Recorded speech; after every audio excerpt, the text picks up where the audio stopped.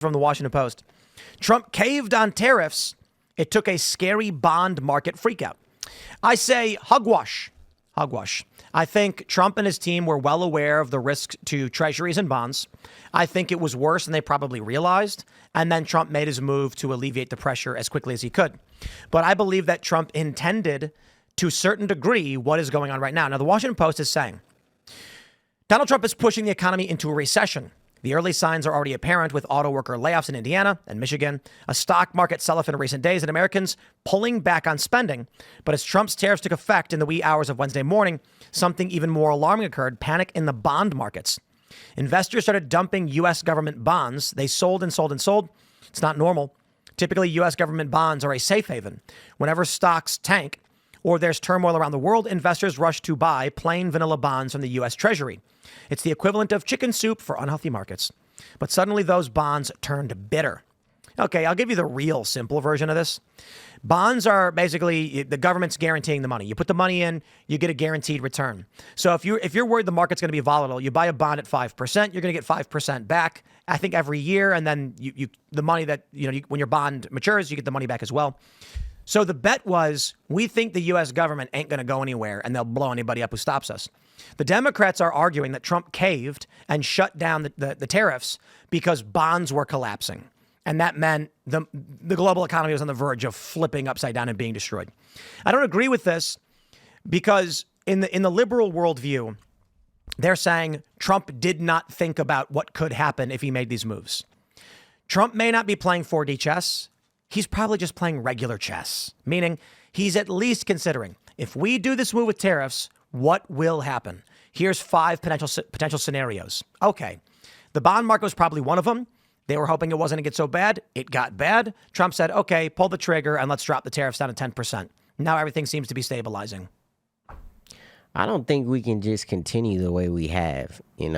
Trump came in, and is going and shaking things up, and I appreciate it personally. I don't think that we can continue going on the way we have, business as usual.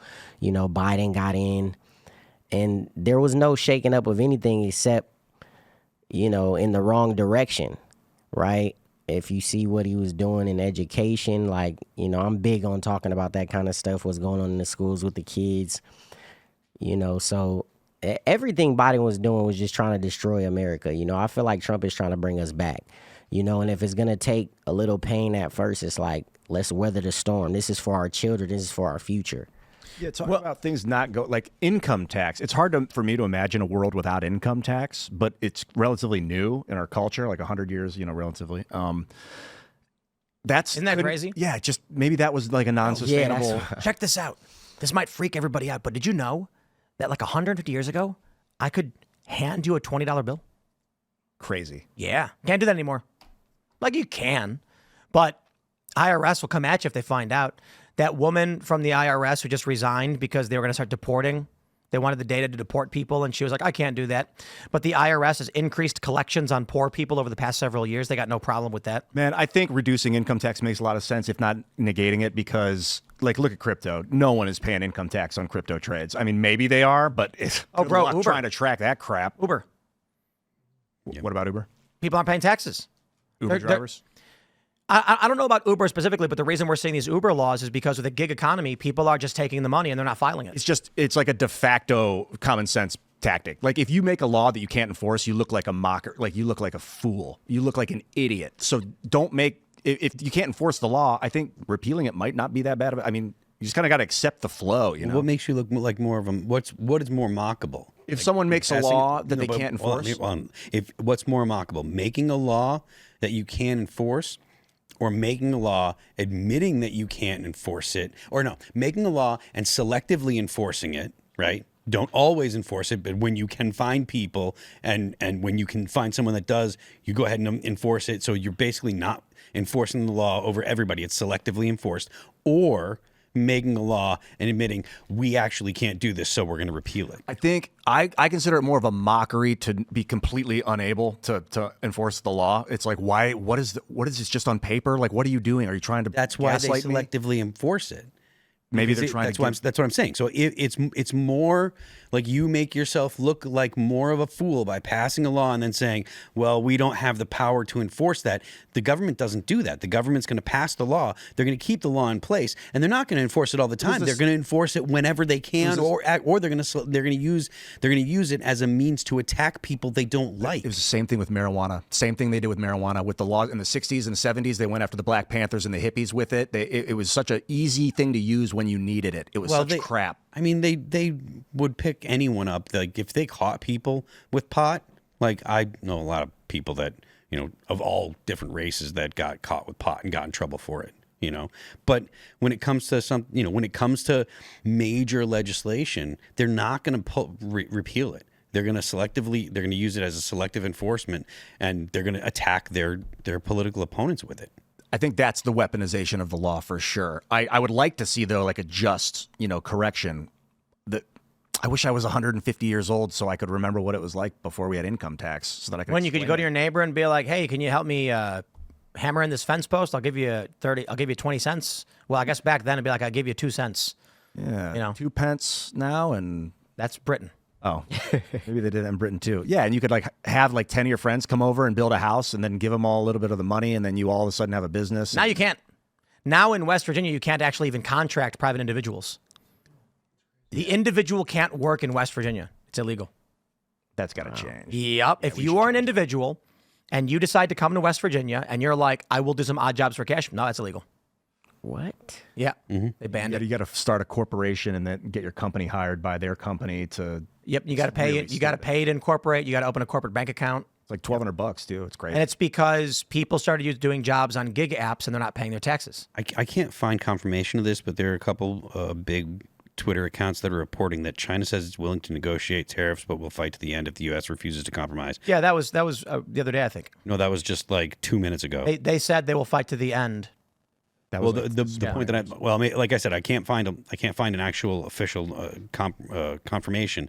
Like multiple accounts are saying China is saying that they want to come to the table to negotiate about tariffs. And I think they sent out a call like all countries of the world join us in empowering our global economy. And people are like, yeah, right. Sorry, China. Like you're cool and all, but like I said, I'm looking. I haven't seen like Reuters or anything talking about it, but there are multiple accounts that are talking about it. And they were mostly small until Watcher Guru with 3 million followers started talking about it. Well, until we get official confirmation, I say shenanigans. Yep. I mean, why wouldn't China negotiate? They've been isolated. Trump's got the whole world negotiating with us for trade deals, and China's cut out. He's got him in a tough spot. Look, China is an adversary. Like we don't have to treat them like maybe they're not to the level that Putin is, but in the future we're going to have to deal with the fact that China is not a friend to the United States. We are not, we're adversaries. They don't look at the United States as friendly. Look at the way they treated the Biden administration when they met in Alaska. They straight out said, "You're not in a position of strength with us." Did you guys see? The United States needs to get into an economic and we need to remain in a military posture that allows us to deal with China the way that China wants to deal with us, because China's not looking to be our friend. Yeah, and I think they're used to Biden. People like that just rolling over. I got this article from MSN. Biden admin held private talks with Beijing on Chinese spy balloon ahead of notifying public. Yeah. Like they were planning it. What did they let them map our country with some company they want to do? Apparently, now they know where all our bases. Apparently, there's something that came out during the Biden administration. Now, it didn't become public, but there was information that came out that I believe I didn't read it. I heard someone talking about it on Fox News, but I believe that the Biden administration knew about, or the incoming Biden administration knew about COVID in 2019, right? So before they actually took office, they knew about COVID before it had even hit in the U.S. And there was, I don't know if it was because they knew because of the involvement of the CDC or whatever, but if that's the case, China is going to respond to that kind of wishy-washy leadership by being more aggressive. Yes. It's like a smelling blood in the water, a shark, they get aggressive, that kind of mentality. We got to avoid becoming bait. Yeah, China doesn't look at the United States as a friend or allies or partners, even though the Biden administration and the Obama administration would use that kind of language, and they behave that way as well. China doesn't look at the U.S. that way, and China and the United States that should have a posture that countries like China, that countries like Russia, they are not partners. We are not, Hillary Clinton going to Russia with the reset button was a complete joke. They are not our friends, and we should not behave as if they are. What gets me is that they're an incredibly valuable and lucrative partnership in waiting. If that maybe it means they need a new set of governance where it's not so top-down central authority type thing. But like the people are cool. Chinese people are great. How do you know? Governments. I've chatted with them on chat roulette over the years. Okay. They were all very cool. And when you go to a lot of these countries, I've never been on the ground in China. I've been in the airport, but for regular people, it's largely the same. Getting food in the afternoon, right? And it's except for like religious fundamentalist countries where they beat you in the street for not dressing appropriately. In China, I've watched videos of people who I watch skate videos and travel videos. People go to the store, they buy food, they go outside, and they go to the park, and then they sit at the park. It's like I think the Chinese government wants to maintain that too. It's the obsessive. I don't want to. Okay, it seems like they're obsessed with control, like the central control, central authority. The party must reign supreme, et cetera, et cetera. I don't know if that's true. It seems like it for sure. It is. Yeah. But other than that, I'm sure they want to maintain order. Is it true that the farmland they've been buying around the U.S. is like around military bases? Some of it. I don't know how pronounced that is. One of those memes that went viral claiming they were buying land claimed that China owns the entirety of the island of Hawaii. I'm pretty sure that's not true. But everybody was sharing it, and I was like, I thought I seen Dr. Phil talking about it. There are reports that they're buying land near military bases, but they're buying a lot of land in general. And there's a lot of military bases in the United States. Right. Thanks for checking out this clip from Timcast IRL. Make sure to watch the show live Monday through Friday at 8 p.m. Subscribe to this channel, and we will see you all there.